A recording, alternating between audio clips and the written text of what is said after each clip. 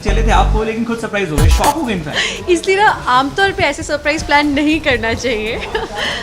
बेचारे रमन पता नहीं कैसे फंस गए यहाँ पे आके, and I am like surprise but more over shocked कि मैंने निकालूँ कैसे, क्या करूँ, एंड एक के बाद एक प्रॉब्लम्स क्रिएट हुई जा रही थी, बट फाइनली वो बाहर आ गए। लेकिन सरप्राइज जैसी कोई चीज़ नहीं बची उसके बाद। एक्चुअली सरप्राइज तो वो खुद ही हो गए ना, सरप्राइज तो वो खुद ही हो गए बेचारे। इतनी मेहनत करी, इतनी छुप छुपा के, जेम्स बॉन्ड की तरह बचते बचाते वो घर के अंदर घुसे।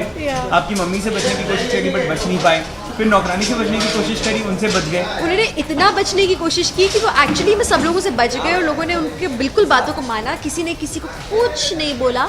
इसलिए 3-4 घंटे तक बेचारे वहीं फंसे रहे, क्योंकि सब लोग बहुत लॉयल है ना उनकी तरफ। अम्मा ने बोला मैं किसी को कुछ नहीं बताऊंगी, मैंने एक्चुअली नहीं बताया, और रमन को कोई बचाने नहीं पाया। अच्छा, वो अलमारी में बंद थे और आप लोग मस्त पार्टी कर रहे थे, खाना वाना खा रहे थे, सब चल रहा था। एब्सोल्युटली, हम बढ़िया पार्टी कर रहे थे, अम्मा यहाँ पे खुशी मना रही थी, नोबडी न्यू कि वो एक्चुअली यहाँ पे बंद है अंदर। अच्छा, एक चीज़ और, जब भी रमन ऐसा कुछ प्लान करते हैं हमको सरप्राइज देने का, हमेशा ऐसी चोट क्यों होती है उनके साथ? मतलब क्या लिखा गया है किस्मत में वो? कुछ लोगों की ना ज़िंदगी में, कुछ लोगों की किस्मत में लिखा होता है कि वो नॉर्मल रहे, सिंपल रहे तो ही बेस्ट रहता है।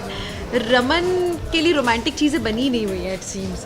जब वो कुछ ज़्यादा ओवरली रोमांटिक करने की कोशिश करते हैं तो प्रॉब्लम्स क्रिएट हो जाती हैं। काफ़ी दिनों बाद आज आए हैं सेट पर और इतना मज़ेदार सीन था, आप क्या कहना चाहेंगे? कौन? रमन? हाँ, करण आज काफ़ी दिनों बाद सेट पे आए हैं, अपनी शादी के बाद, and officially in the scene America से। सो जाहिर सी बात है उनके लिए काफ़ी फ़न रहा होगा आज के दिन, क्योंकि आते ही इतना मज़ेदार सा सीन करना बड़ा, मतलब आई मीन मैं अगर हूँ और मुझे इतना हार्टी वेलकम मिले स्क्रिप्ट वाइज, तो I will be very happy. मुझे लगता है करण को भी अच्छा लगा होगा अच्छे से। नॉर्मली बचपन में कई बार ऐसी चीज़ें हो जाती हैं, ऐसे इंसिडेंट हो जाते हैं कि बच्चे स्पेशली इस अलमारी में बंद हो जाते हैं, संदूक में बंद। आपके साथ कभी ऐसा हुआ है कि आपको अलमारी में बंद नहीं इन योर चाइल्डहुड इन भोपाल? अलमारी में या किसी को बंद किया हो? अलमारी में बंद करने का ऐसे में मिसेस भल्ला कहाँ है?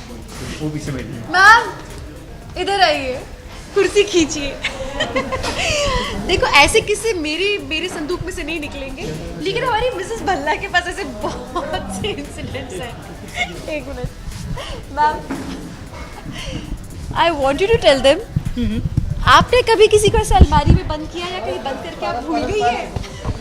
आई नो 3 किस्से मेरे दिमाग में आए। मैम सबसे सोबर वाला बताइएगा प्लीज। एक दफा क्या हुआ,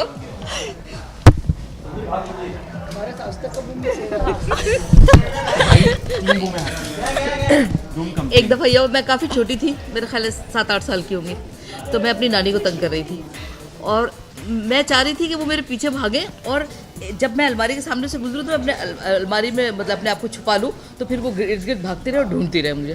मैं ये करना चाह रही थी, और ये हुआ कि जब वो मेरे पीछे भाग रही थी तो मैं बहुत तेज़ी से भाग के आके मैं अलमारी के अंदर घुसी, और मैंने जैसे खींचा तो वो सचमुच लॉक हो गई, और मुझे अंदाज़ा नहीं था कि वो ऐसे लॉक हो जाएगी।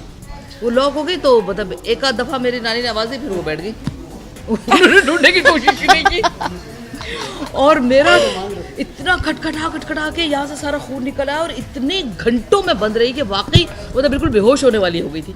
उसके बाद मेरी मदर को अपनी साड़ी की ज़रूरत पड़ी, उन्होंने अलमारी खोली तो मैं अंदर थी। थैंक गॉड जरूरत पड़ी उस साड़ी की। मतलब जो माँ के साथ हुआ है वो बेटे के साथ भी हो चुका है। मुझे अभी वही किस्सा याद आ रहा था बार बार।